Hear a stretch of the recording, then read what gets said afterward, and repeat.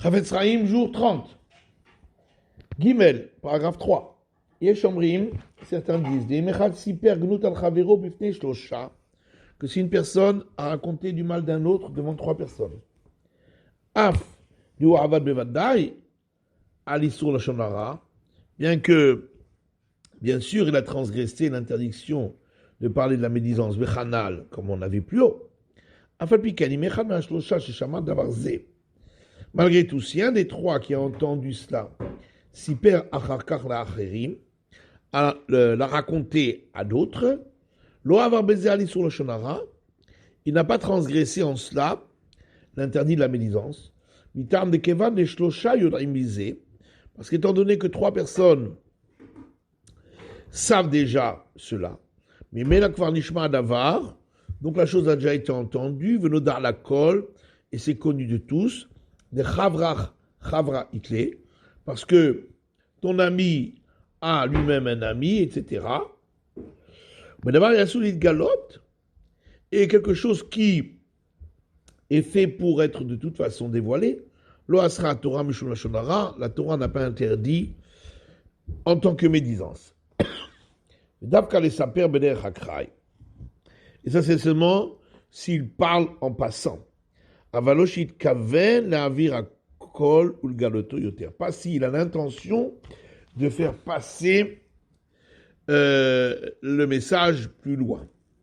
Je lis la Hagaha, la remarque en dessous, Ve'eshomrim od, et certains disent encore, Dafilu b'derech hakrai, que même si il le raconte en passant, Enomutar rakimit galgel ze ainyan derech hagam betor diboro. Ce n'est permis que si la chose est venue en passant lors de la discussion. Avaloshikaven le saper ze ainyan levad, même pas s'il avait l'intention de raconter cette histoire-là. Et je continue. Et même s'il ne raconte pas au nom de celui qui lui a raconté, Stam, mais il raconte simplement, chez Karvekar Nishma al-Ploni, que on a entendu telle et telle chose sur un tel, Afalpiken et non Nimlot, mais ils sont la Shonara.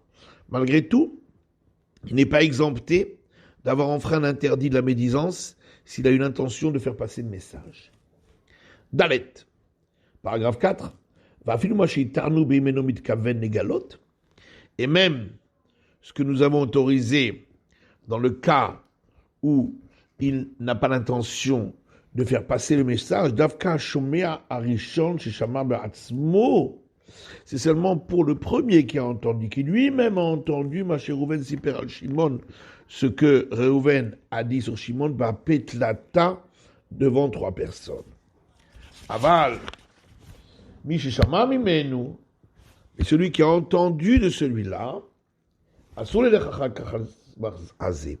n'a pas le droit d'aller ensuite raconter, en s'appuyant là-dessus, en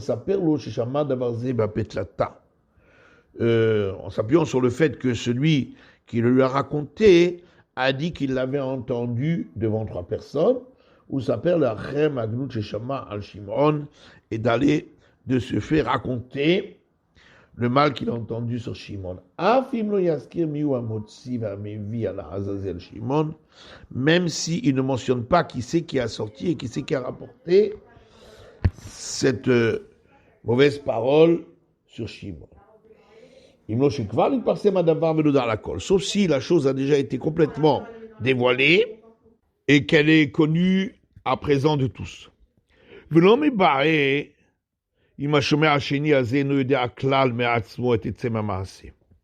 Et non seulement si le deuxième qui a entendu lui-même n'est pas du tout au courant de cela, de ce qui s'est passé,